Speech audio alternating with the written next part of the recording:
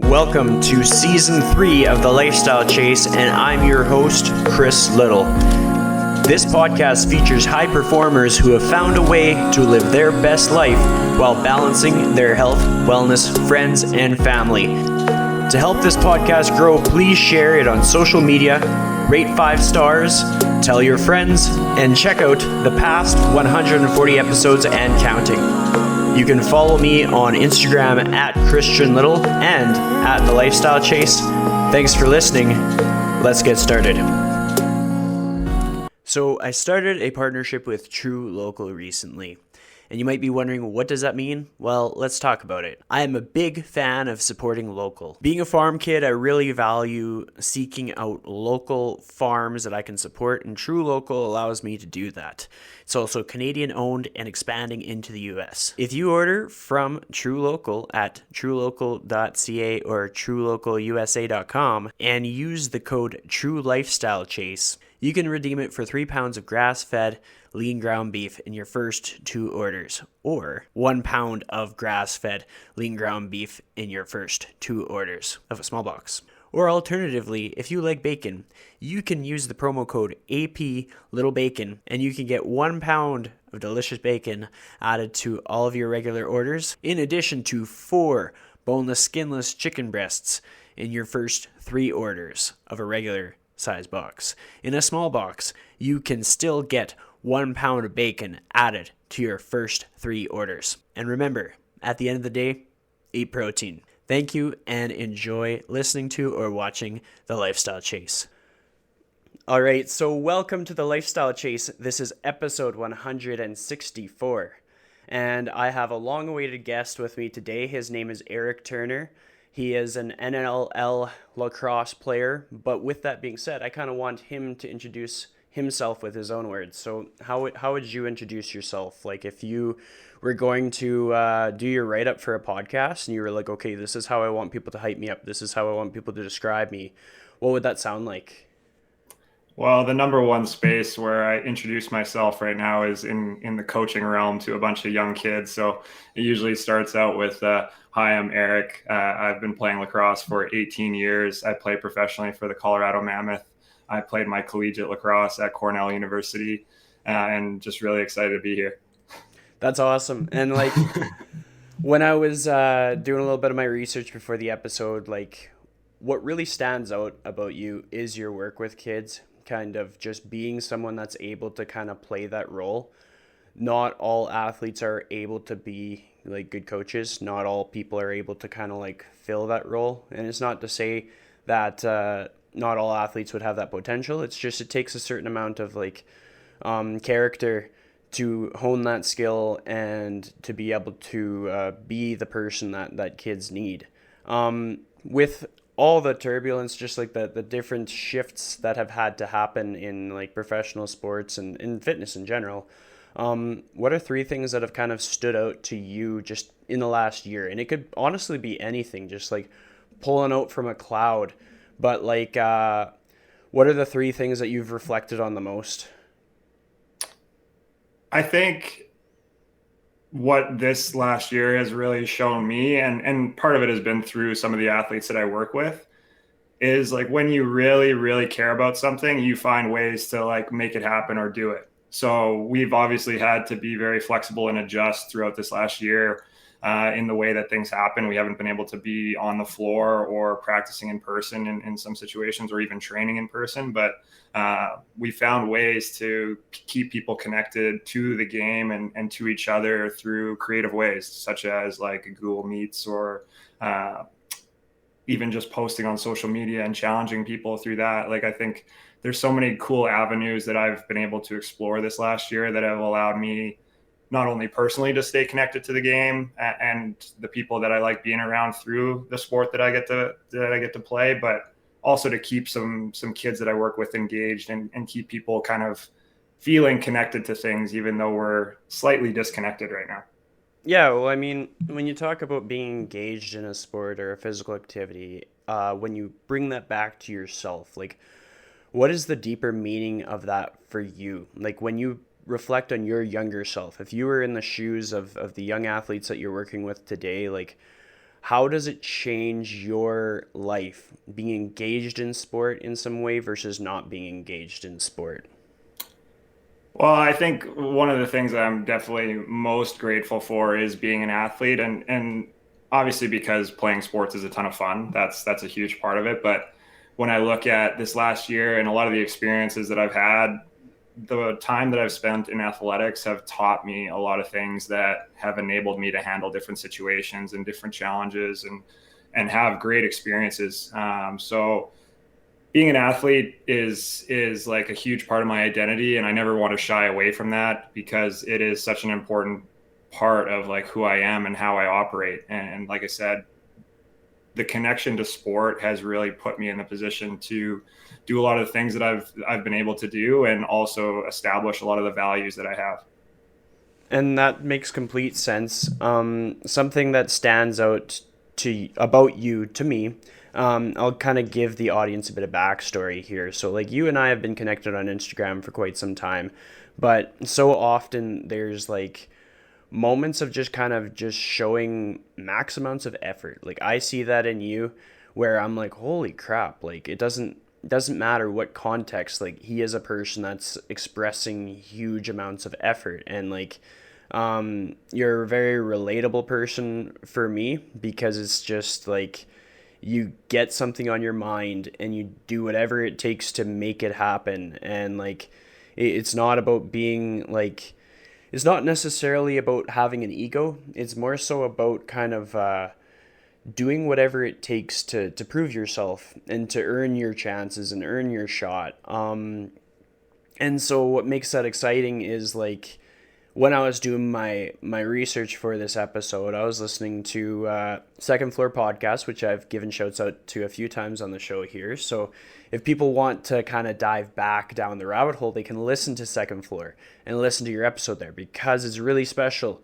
You're talking about NLL in that episode before you were on the team. And like, that's something that's like a major milestone that I think sometimes is really empowering to kind of like reflect back and kind of see like, look, we put in the effort, we stuck to the plan, stuck to the process, did whatever it took, and it paid off. Like, when I bring that up, like, what are the thoughts that come through your head? I think making an NLL roster is probably the most special accomplishment that I have to this point. And obviously, like as a kid, I grew up wanting to be a pro athlete, so there's a component of that where it's been like a long term goal that is like really cool. It's a very unique experience that not a lot of people have the opportunity to get to, and I'm always appreciative of the position that I'm in that way. But the thing that really makes it special to me, and you talk about like being on the Second Floor podcast and kind of talking about trying to pursue that at that point, it's more about like all the things that went into it to get there. So like a year prior to making a team, I was unable to play because I had an ACL injury. So I was out for over a year, not being able to play, and basically just in a position where it was kind of like determine whether you're really going to go for this or not. Because I mean, you're out of the game. You maybe have time to explore some other things and maybe consider like the fact that if you come back from your injury, are you even going to be able to play to the same level? So for me to put in all that time and effort and energy and work to come back to the game and have success the next season, and then also earn an opportunity to be there and kind of share that with a lot of people who were a major contributor to making sure I got through that experience and supported me all the way through and never doubted the fact that it was possible for me. Just made it really special. And I think like one of the biggest moments that stands out is I remember I was out in BC when I hurt myself. And I was sitting on the porch of the house that I was living in, just really defeated, really down, and talking to my dad on the phone, trying to process this whole thing. And he just said, I have no doubt in my mind we're going to see you at an NLL training camp next fall. And like that in itself, just the belief that he had for me in that moment just really kind of gave me that belief within myself that this was something that we could do. So that's the stuff that makes it really special. And obviously, like the process is just getting going of being a pro. We had my first year in the league got cut short by our current situation. So excited to get back. But That whole experience, just getting there, was really special because of all those like little moments with people who have been a huge part of that journey. Well, it's really cool too because you bring up the injury that you kind of rehabbed from, and it's the interesting like side note here is like I think that's what kind of drew me towards your account. Like I saw that you were like consistently working on changing the outcome of like the cards you had been dealt. Like it wasn't the best case scenario for you. Like nobody wishes upon themselves to be injured. But like I see you go from session to session just working on yourself, continuing to hone your craft, practicing when you can practice. Like you just worked on different aspects of your game and strengthened yourself as much as you could. I saw you going from all kinds of different fitness professionals, whether it be for collaboration or like consultation, training, anything like that, working with different facilities. And it was just like, here's an example of a person controlling what they can control to the greatest degree.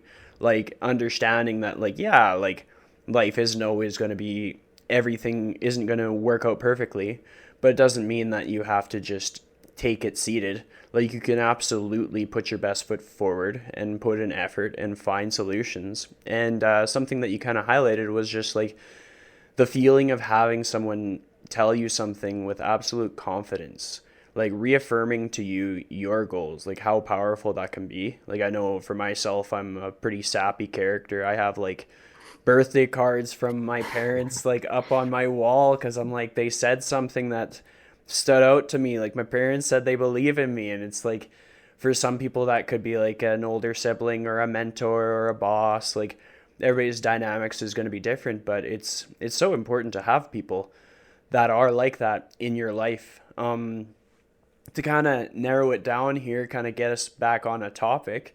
When we talk about like role models, who are people that stand out to you as role models for you in your life?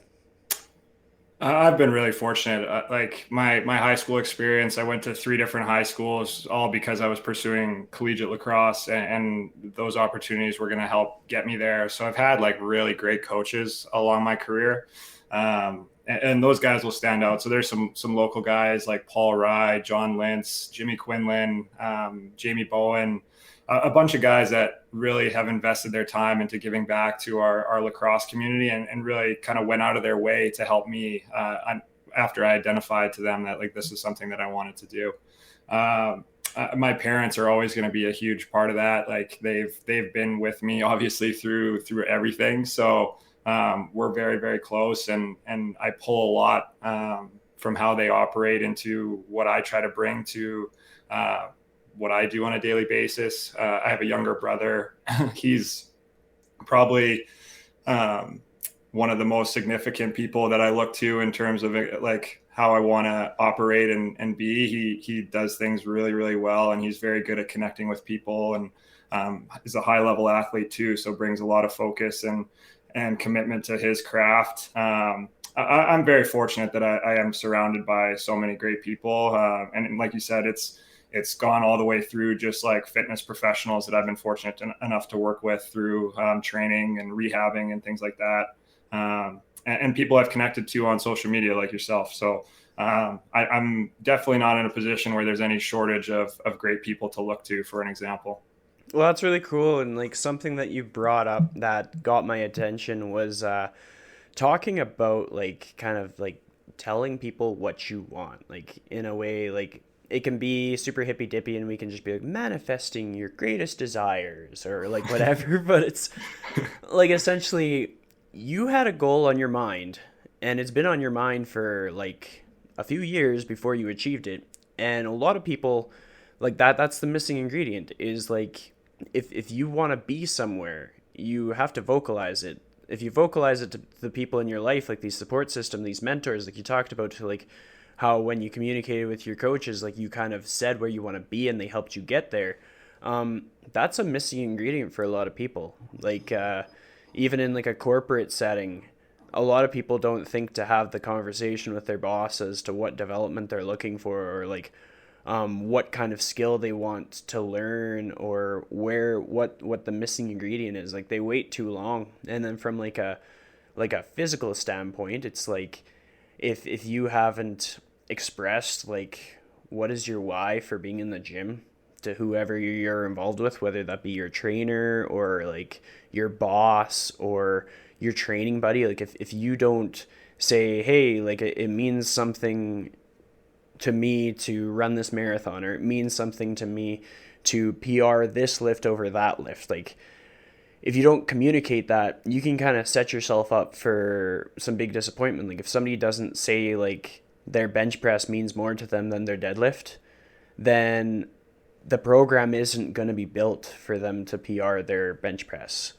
Um, with that being said, like, has there been any other situations that you can reflect on where you kind of vocalized something that you had your mindset on and it kind of helped you get there, whether it be like in your younger years or even in recent years? Well, I think there's like two parts to it when you talk about those things, because for me that is a skill that I've learned later in life, and it came from, or it was motivated by not being very good at it in the earlier stages. So like my playing experience at Cornell was pretty limited. I played a super specific role, and that role consisted of not getting a lot of playing time.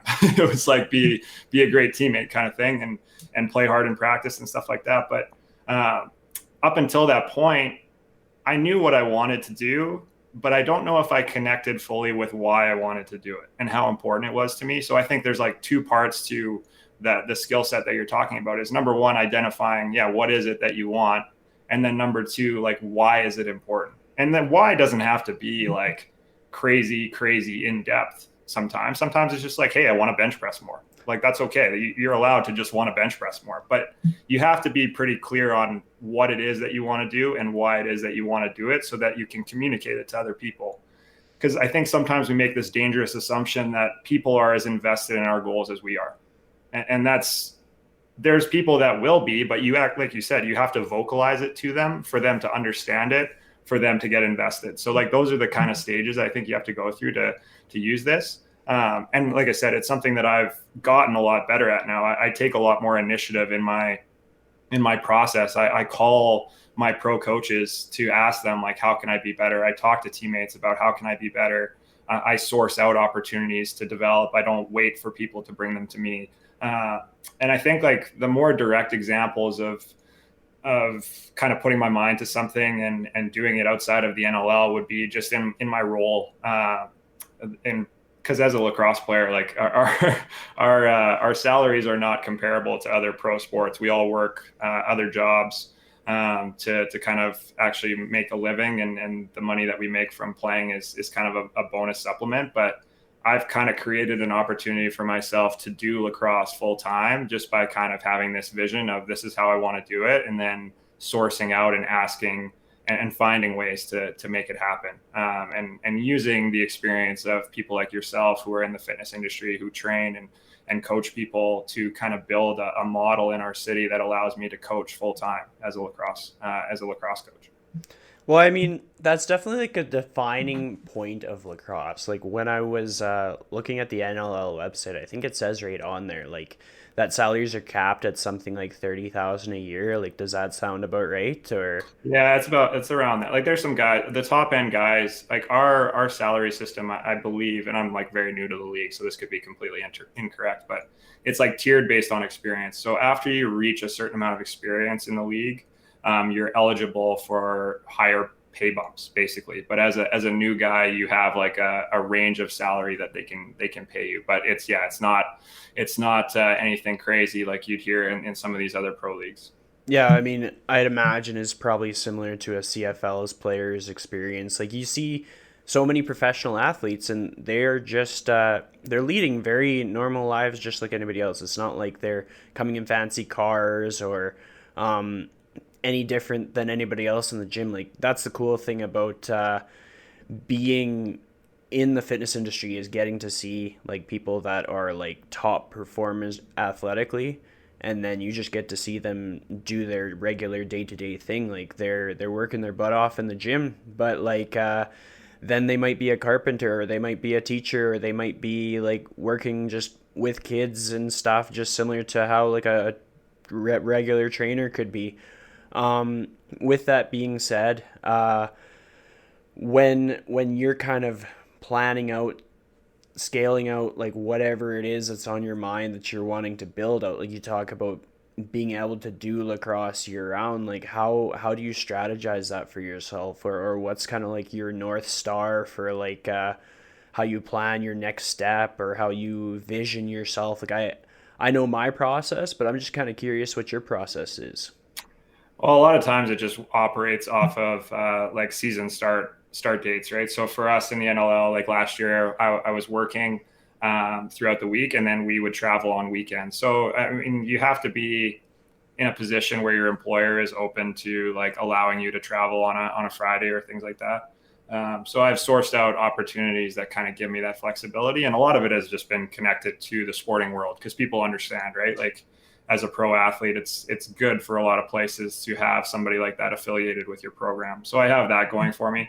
But a lot of it is just trying to source like uh, ways to make the income stream sustainable no matter where I am. So, and a lot of that right now is moving me towards like a digital platform and starting to try to offer some things online because I've seen a pretty good response to the resources that I post through my social media. I try to put out a lot of content that is like educational on how you can train for lacrosse and these kind of things, and try to get it out there so people can access it. But I think there's an opportunity there to create something that does create a little bit of revenue for myself as well. So I will always be extremely motivated and dedicated to like putting out free accessible stuff. But I think for those that want to dive a little bit deeper, there's an opportunity to offer them something that's a little bit more specific and maybe a little bit more intensive in terms of like an individualized approach to how they train and things like that. So that's kind of what I'm exploring now.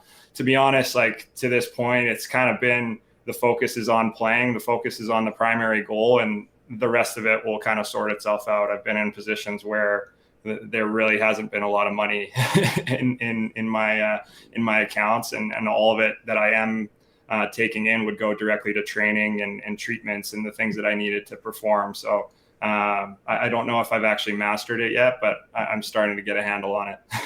Yeah, I mean that completely makes sense. It's relatable even. But with your like dialed in focus, like with me having like the anecdote of being able to listen to your conversation on the second floor and your conversation today, having followed you for at least like probably 1 or 2 years on Instagram, like there's consistency, like you're consistently working forward, and it's easy to get discouraged when we are working consistently towards something, but it's a very rare quality for someone to have that kind of like patience and discipline to be able to like consistently move the needle forward, or at least put in that minimum amount of effort each day towards moving ahead.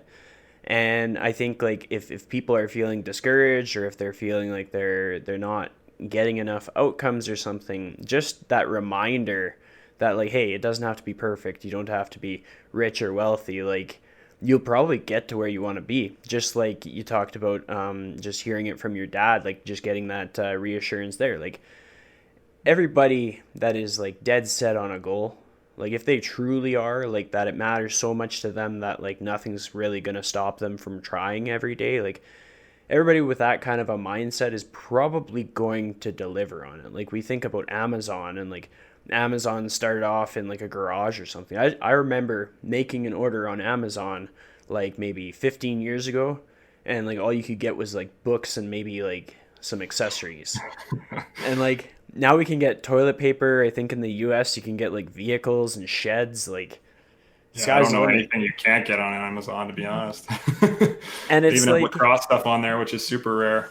yeah, I mean it's just a huge perspective shift. And so Yeah. like people are pretty good at like shit talking themselves, like cutting themselves down and be like, no, I couldn't possibly do that.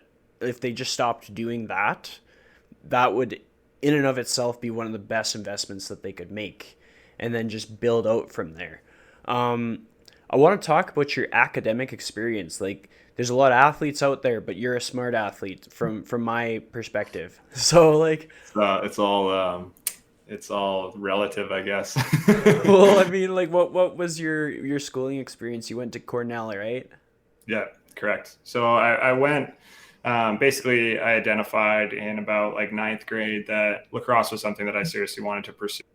And the progression for lacrosse players is we don't really have something comparable to like the WHL, for example, where after high school or in high school you can play in a league and kind of stay local. And like our path to the pros is basically through college lacrosse.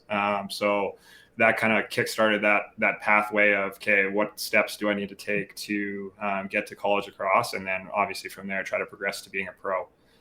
So in grade 10, I went to a school on the south end of Edmonton called Vimy Ridge, and basically the format of the school is you do normal classes through the morning, and then in the afternoon you have the opportunity to practice lacrosse in place of doing like phys ed. So we still get phys ed credits, but it just comes through a lacrosse specific focus, and we still do all the sports and things like that. But that was the kind of first really specific lacrosse training experience I had. It was really the first time I had some real lacrosse coaching on a regular basis. But what quickly progressed from that was an identification of, in order to get to a collegiate program, you have to be seen by the collegiate programs, and that's not something you can do from Edmonton. So when I was 16, I moved away to a boarding school in Ontario called the Hill Academy, and that's when my recruiting process like really kicked off. I attended an event in the summer, which had a bunch of like D1 coaches, the Cornell coaches included in that, and I played pretty well at the event, so it started a lot of my conversations. And then through this school, similar format, we would go to school and then play lacrosse and train for lacrosse, basically 5-6 days a week. And we would travel to events in the States. We'd hop on our little bus and just drive across the border and go to all these events. So I was able to commit to Cornell during my grade 11 year. And then because I committed, and the school in Ontario was quite expensive to continue to attend, I decided to come back here for grade 12 and kind of did a split between my local high school near my parents' house in St. Albert and St. FX, where I actually work now, which has a similar lacrosse academy concept to Vimy. So I finished all that, and then I ended up at Cornell, which was a great experience in a lot of ways. It taught me a lot. It was probably one of the most intense personal development experiences that I'll ever have, and it was full of adversity and challenges and probably a lot of really tough moments when I reflect back on it. But the amount that it taught me and what I pulled from it will always far outweigh the negative kind of feelings that I experienced there. So I am forever grateful for that. The balance and the challenge of trying to manage a full-time academic demanding schedule of the Ivy League plus being a D1 athlete was very intense, and I struggled with it at first, as I think most freshmen do, and as most people in new experiences do. But you kind of, again, lean on people to kind of help you through it. And again, a lot of the things that I do now are based on some misses that I had during my Cornell experience. I didn't leverage that experience or that opportunity as much as I would have liked to. I had some really big goals going into it. And to be honest, in self-assessment, like I didn't put in the work or the energy or the effort or the time required to reach some of those things. So again, like I said, I struggled a lot through Cornell, but what it taught me and what it pushed me to is how I operate now. So it's been like the greatest learning experience that I've had. Well, I mean, all of that kind of speaks to me in the sense that, like, in the past year, I've reflected on so many things I've tried to accomplish and just completely bombed at. Like, I usually think of it as it comes in threes. Everything comes in threes. Like, for me, like, a lot of tests that I've tried, like my driver's test, my learner's test, took 3 tries for both of them. And it's like, I don't mind saying that, like, not even on a podcast. Like, it's not a big deal because you know what? Like, third time I got it. And I knew that I would, and I delivered. And then I realized, like, if anybody's going to try something 3 times to make it happen, I was like, it's going to be me.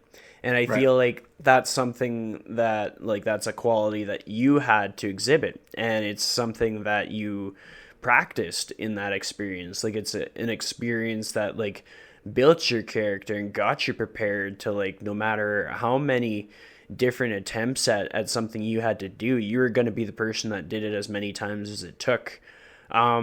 If we quickly go on a sidebar to your strength training this year, because it's something that kind of got my attention. Like, you're training really hard. Like, Yeah. Yeah, it's been fun this year is this year like the strongest you've ever felt, or is this like a for sure. comeback? Oh yeah. So like, tell me For sure. more. So what happened, and like a little bit of the maybe the relatability factor for some people is last year I was working at a separate fitness facility. I'd been training there throughout my rehab and beyond, getting prepared for the NLL camp. And through my relationship with the facility, I ended up actually being employed at the space to help, because I was really they had shown me a lot of support and things like that. And I felt very connected to them and wanted to help as much as I could. And we found a way to get me into an employment opportunity there. And I worked with them up until things got shut down, and I was let go from that facility. And it was a little bit messy, and it's not something that's really worth putting energy into getting into too deeply. But that was like really hurtful because I had stuck it out through that with them through some tough times, and I had felt like that I had done a lot to make sure that they were in a position to be successful, but they had basically just challenged my value, which hurt. So I was basically in a position where I was exploring, where am I going to train next? And I had a guy named Brad reach out to me on Instagram. I was basically just doing like drop-in workouts at Evolve when facilities back opened up, and that was really great. But I had a guy named Brad reach out to me through Instagram saying, "Hey, I have this facility out in Spruce Grove. Do you want to come check it out? I think you'd be a great fit."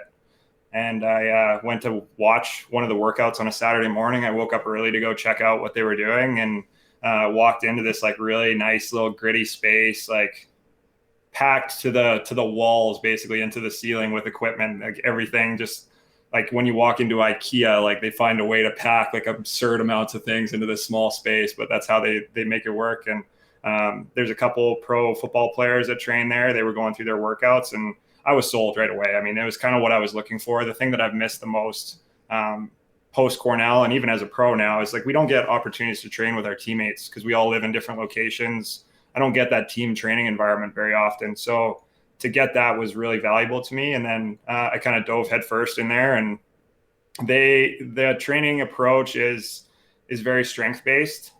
We lift pretty heavy a couple times a week, and then we have dynamic effort days that are more in line with like what I would typically do in lacrosse, which is like move things as fast as you can repeatedly. So we've been doing a lot of that, and I've basically seen like huge growth in not only like my strength, obviously, but also just how athletic I am. We do a really unique warm up that I feel really good, and we do a ton of mobility work, which makes my body just like I feel in a really good position to compete and play right now. So probably when I started there, I was probably around 200 pounds, and now I'm 225 pounds of like good mass. Like it's not, I don't feel slow. I don't feel any different really in terms of that, except for stronger and faster and bigger, and all things that are pretty good when you're playing a contact sport. Well, it's just been so fun to watch, just because like I remember following your stories when you're doing like the running drills and stuff at the one place, and then more Yeah. strength training at another place, and then you went to the third place, and it's like, oh, let's go. It's like, Yeah, that's basically how it feels too.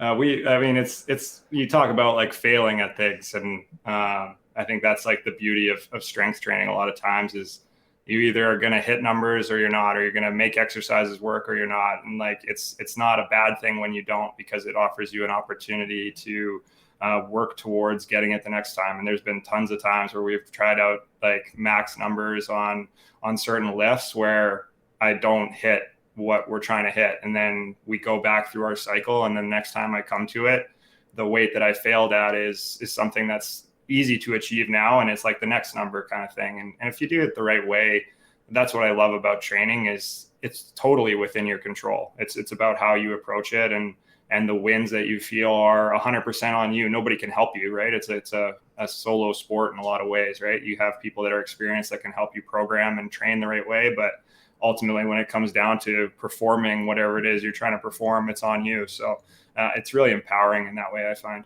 Absolutely. I mean, like, if anybody has the patience to work hard through 12 weeks of programming, very likely they're going to achieve what they came to do. Like, I mean, it's not always going to go according to plan, and at some point a person can only get so strong. Yeah. But like, trusting the process is truly a thing when it comes to strength training. But then it's also just like the whole like environment thing. Like, you talk about being able to train with other pro athletes. Like, for myself, just to share my own insights, like some of the greatest value I've gotten in Instagram is kind of like being able to virtually surround myself with people that kind of have that same mindset, like the whatever it takes, the be a good person, try hard, like actually put in an effort. Don't look for reasons not to do the thing. Just like find how to do the thing, and just get started. And just like being able to kind of see other people's wins. Like when you're surrounded by people like trying and then getting desirable outcomes because of all the effort that they put in that you've seen, it reinforces the whole reason for you to try. Like, if I see somebody hit a PR and I saw them when they hit a failure, it reminds me that when I hit a failure, that I will hit a PR down the road. And it's just keep people that motivate you close. Like, anybody out there that kind of feels like they got the short end of the stick, or they're tired of being on the bench, get the right people in your corner, get the right training community, even if it's virtual, and that'll make a huge difference. We're going to quickly go the other way on the podcast. I love the So, hand actions. It really keeps me on track with where we are. absolutely, it's like steering the ship. I have Yeah, to I to like it. stay the course. Um, but when I was like looking into your experience with Cornell, something stood out to me, and it was like the fire. You overcame a fire, correct? Yeah, so I mean, just to put a cap on, like I said, a challenging experience. A month before I was supposed to graduate, um, in my senior year, and we're like going into like the heart of our season at that point, like getting close to the NCAA tournament and things like that. I was living in a basement studio apartment at the time, and woke up in the middle of the night to sounds that I thought were construction, because earlier that week they had some guys working and they would start work around like 7:30 a.m. So I thought that's what it was. I thought I was just getting woken up by the guys starting their work early, but it actually turned out that it was the building on fire. So I quickly exited the building alongside some other people who lived in there. We were in a huge building. It's like basically a house that they turned into the off-campus housing.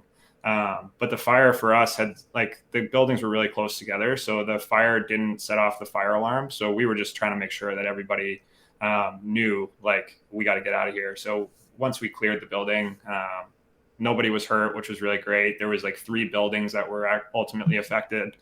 No one injured, just loss of belongings is really what ended up being the biggest piece. And for some people that was really impactful, obviously, because like for myself, I was living in that space for 2.5 years. Like most of what I had was in there because I was at Cornell more than I was home. So that part really sucked. And like to end off your university experience, like living out of a hotel and like not having things like any of your stuff, and a lot of it's replaceable, like clothes and things like that. But there were some sentimental things that were in there, and obviously just the overall ordeal has an effect on you. So it was just a tough way to end off my university experience, and then kind of kickstart my first year post college with kind of a little bit of a reset. I kind of just needed to step back for a second and kind of recollect myself after something like that. So like I said, it kind of just was a cap on a tough a tough overall experience. And I think the biggest thing that came out of it, as a learning at least, was the university did a really good job of giving us support. And up until that point, I didn't really feel supported in that space. I had great teammates that stepped up. Like I had that support network, but by the university as a whole, I didn't feel super connected to it. But I had an advisor come through and really show me a lot of support and make sure that I was taken care of. The professors I had at the time were super understanding and granted me extensions on the courses, so I had up to a year to finish them when I was in the right headspace to do so. So that part was really cool because, like I said, I really didn't feel great about the Cornell experience to that point, but to see the way that they kind of showed up for me when I really needed them and in that time, really kind of just, even though it was a tough overall experience, put a nice kind of like end to it. And I felt very motivated to finish up my courses the right way and get my my graduation taken care of. And now, like, I will always feel like an attachment to Cornell, and it's a place that I will try to go back to as much as I can. Well, I mean, even in your reflections of that, like it points out some important factors that I think people might need to hear with regards to sometimes like it's like that meme with the dog and it's sitting there in the chair and it's like the whole office or the whole room is burning and the dog's like, Yeah, yeah. it's fine, everything It's is okay. fine. It's Yeah. fine. Yeah. I know what Like you're talking about. we have to find ourselves in that position in order to get into a place where we're ready to take that next step. Otherwise, people aren't going to feel ready. Like you kind of have to have like the pressure on in order to get into that mindset. Like with the odd exception here and there, there's a few people that can be comfortable and then do something uncomfortable. But for a majority of people that I've talked to in my own experiences, like you kind of have to be pushed into like the most uncomfortable point of your life ever in order to come out of that on top.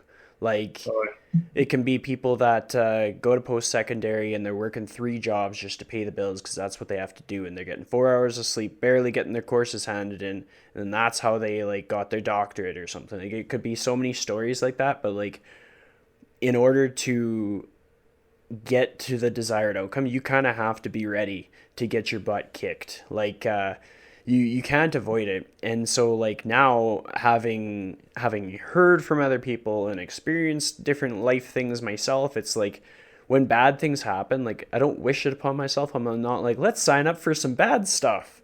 But yeah. when it happens, you have the foresight to know that something good is coming. Like it's when we're all going through the shifts and transitions of closures and limitations and like just pandemic stuff, like it's not convenient at all. It puts people in compromising financial situations. It has us, it tests us, it makes people want to quit. It does all kinds of things to people, and that can happen many times in a person's life. But without those instances, we don't do the big things that cause us to push as hard as we have to push, that cause us to get into the room with the strongest people we can find and see how strong we can be, or see if we can do lacrosse year round, like doing the things that aren't necessarily like the road most traveled. Like not every professional lacrosse player is able to groove out a year like you are, and not every trainer has a podcast. Like there's so many different ways to do a different thing. Yeah. I mean, I say that now. Now every trainer has a podcast. So. Well, I mean, it just depends on what they're trying to do, I guess, right? Like um, I think for me, like the fire experience just put a reset, almost like I didn't have anything. So that was kind of like the symbolism of it was like, hey, you're just resetting here. And I think at the end, like I graduated technically in 2016. My grad class was supposed to be 2015, and I graduated in 2016 because of the extension to my courses. And that same year is the year that I think I posted to my social media in the summer, like I am fully committing to pursuing the NLL. I remember putting it out there. I posted a picture of the logo. I signed up for the combine. Like that was kind of really the Kickstarter of like I'm going for this, and it doesn't matter what it's going to take. Like I'm going for this. So I think, like you said, it's just like you need those things. And I'm not a huge fan of the like false positivity out of situations. Like I don't think if you say, hey, my apartment burned down and everything I had was lost and I had to like postpone my graduation, like I don't think you can go and say like, yeah, that's kind of awesome. Like you kind of have to, the way I like to describe it a little bit now is I think it's a Navy SEAL term where it's like embrace the suck. Like you kind of take it for what it is and try to leverage the opportunities that maybe you can gain from them. It's not going to be like a evident right away. It doesn't become apparent right away. But like you said, if you can kind of leverage those opportunities that maybe come from things like that, in my experience, it's always kind of worked out in my favor. So I think there's a lot of value in that. Well, I mean, I totally agree. Like, you had your quote. I'll share mine. Like, a lot of talented, skilled people that have become someone that people aspire to be can describe to you the experience of what it's like to sit in the shit, Yeah. like to just be there and have to like take it because that's just what life is in that moment. And then because they are so familiar with that, they know what they have to do to get as far away from that feeling as they can for next Yeah. time. And like without knowing what it's like, you don't know how hard you have to work. You don't know how much effort you're going to have to put in the gym or how much focus you're going to have on your nutrition. Like let's talk about nutrition a bit because I'm sure that's had a big role in like your strength goals. Like did your nutrition change as you push yourself in the gym or what's that been like for you?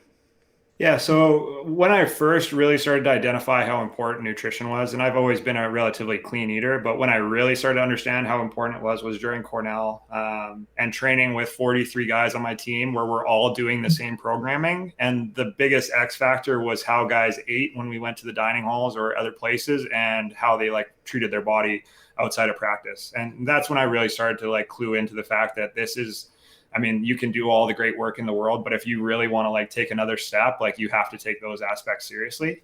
So, like I said, it's something that I've taken seriously for a long time. It's been a focus, but I've never really optimized how I eat for performance. I've always kind of just followed some general kind of guidelines and things that have been taught to me through my athletic career and just in general. So this year, in a position where I'm kind of in an endless off season, it seems like at this point uh, where the focus is more on how can we make sure that we're training as best we can? How can we make sure that my body is as prepared as it can be for competition when it's time to get back?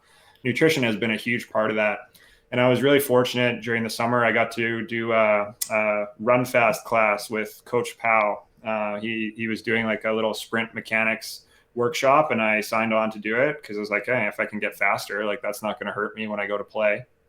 And that was a fantastic experience. And he actually brought in a guy named Mikhail from Greenhouse, which is over by the university, to speak to us. And he brought us some free meals to try. And I really resonated with what he had to say about nutrition. And it took me about 6 months to follow up with him. Like I was thinking about it for a long time and I was just like, you know, I do my own meal prep. Like, do I need to invest in having somebody else cook my food and doing all that stuff? But I finally got to a point where I was like, you know what, let's really try this. Let's see what it will do for me in my training. So I reached out to him and have had them kind of doing my meal prep and help me plan how I should be eating. And that has kind of made the biggest difference over the last like couple months in terms of seeing some of those returns on the training that I've been doing, especially when things were really shut down and we couldn't access facilities. Like I was still seeing good returns on the training that I was able to do through the nutrition piece. So I came back to the gym and I felt just as strong. I've hit PR since I've been back. My sleep quality has been better. My overall body has felt better. As a guy who trains a lot and is active a lot, I have to eat quite a bit. So I was spending a ton of time and money on prepping all this food, and now it's done for me. I just have to go pick it up. And it's ready to go. So it gives me more time to focus on the things that I want to be focusing on, which is the training, the coaching, the practicing that I need to be doing. And it's just been really, really valuable. So the nutrition piece for me is honestly something that I prioritize really heavily now. Now, especially because I've seen how effective it can be when you really, really take it seriously. Well, definitely. I mean, it's something that like my performance goes way up when my nutrition is on point, and I like the shout out of Coach Powell because I saw the work that you're doing, and he's a good dude. And just like seeing just the logic of outsourcing some of your day to day things. Like for some people, it's just simply going to be that they have to find more efficient ways to meal prep for themselves. But for some people that are able to outsource things, like for some businesses, they'll outsource their social media because that person's a social media savvy person, or they'll Yeah. outsource their accounting. And then for someone whose goals like all gravitate around like their body's performance, like you can't really afford to falter on something like nutrition. And like you say, like you're going to be needing to eat a great big volume of food because of the amount of effort that you're putting into each day. And like it's logistically very difficult to cook that amount of food and then also like do all the other commitments. So it's like you reach a standstill where it's like, do we want this or not? And like you've proven you want to get your goals. So it's kind of cool to highlight that because I think sometimes people get frustrated that they're spinning their wheels and it's like, look, like have you taken a critical look at like what you're eating? Because if you haven't, then don't get frustrated with your fitness or your outcomes in the gym because there's more variables. Like there's more things to consider other than like what program are you following or what new there's just so much out there that kind of gives the illusion that we can get like a quick solution. But it Yeah, and is, everybody wants the quick fix, right? yeah, It's the struggle, right? like things are effort based. Like if you don't Hmm. put in effort, you're not going to get anything. And when you're getting into the upper limits of any, whether it's like mental or physical, then all of a sudden it becomes like really clear like what's necessary in order to keep that going and what can like throw you off. Like just if you start changing your eating habits, it's gonna completely like derail you from your strength training, or it could completely like take your focus off things. Like you might have just a totally different mindset and just kind of go through like a week of just like not feeling that same desire to keep putting an effort to move the needle forward.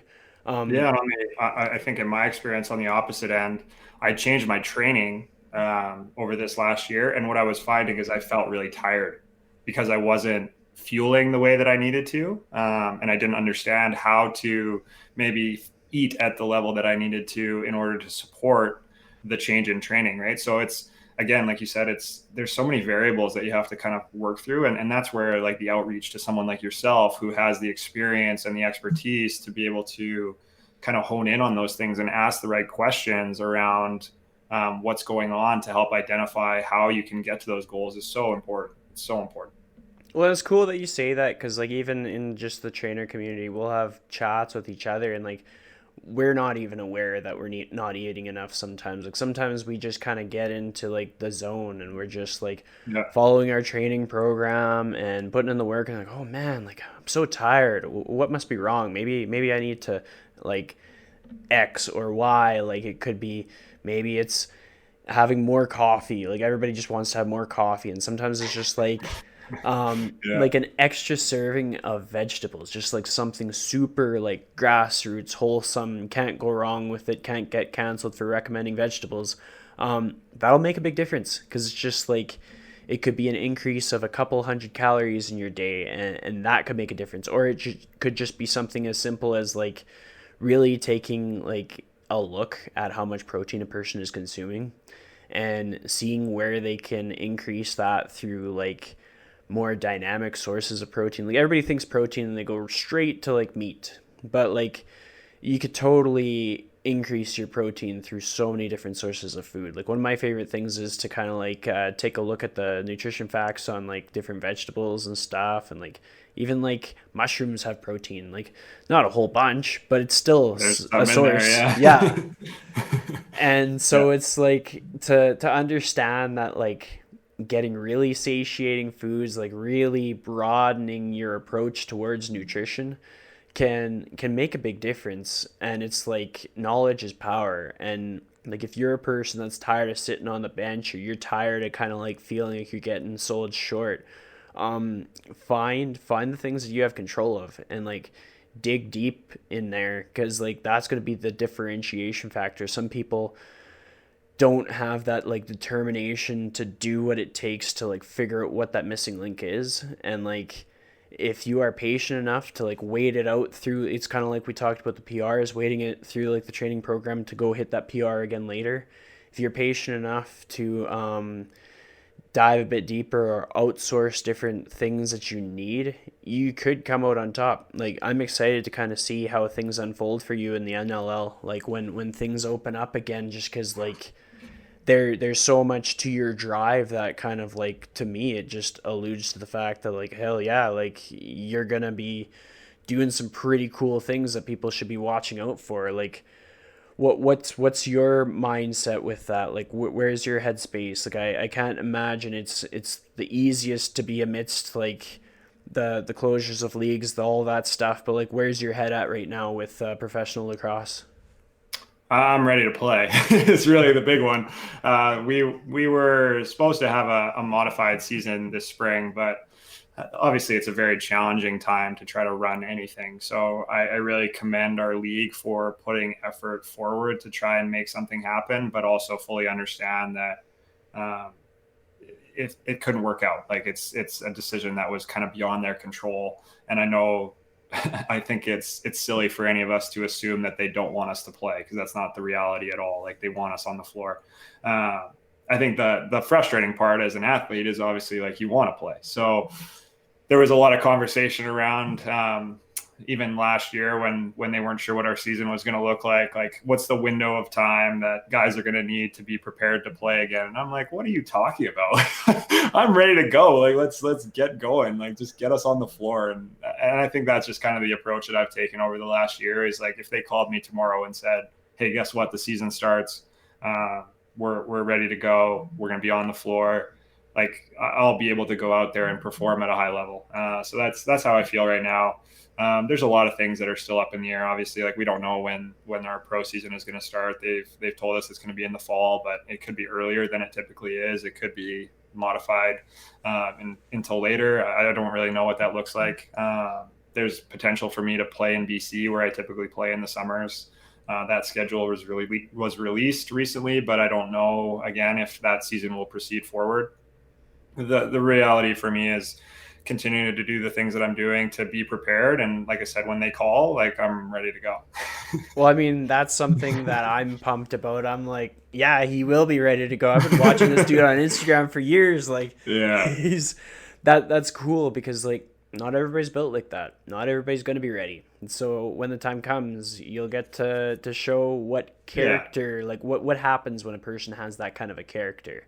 Like what happens when they put a pause button on and not everybody listens to, oh, we're pausing? What? I didn't hear that. I'm still working. Like what happens when they open up the gates and see how a person that works delivers when they're given that opportunity to show like what they're made out of. Yeah. And my thing has always been, especially at the level that I'm at now, everyone is so good. Everyone is so good. And even when I was playing college, everyone is so good.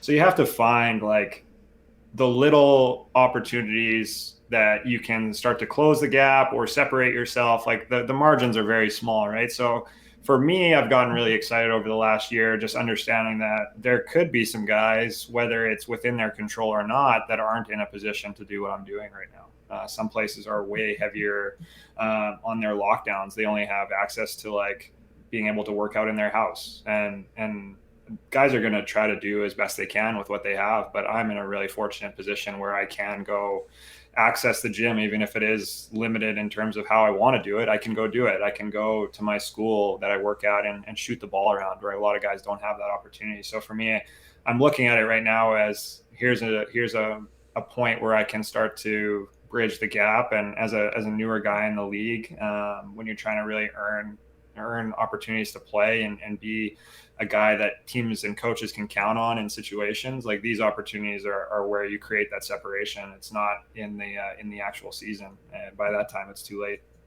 Definitely. And I like kind of like the compassion that you're showing, because like truly there's guys in the league that could be like with respect to whatever career they're doing. Maybe Yeah. that career, like, emotionally was really tough with all the tests. Like, if somebody was a Totally. teacher in the league, it probably wasn't an easy year. Like, I know a lot No. of teachers personally, and so it's like Yeah. I have a lot of respect for teachers, just with the challenges that they have to face. So it's true. You're right. Like, having access to the facilities that you need to stay on track for yourself is helpful.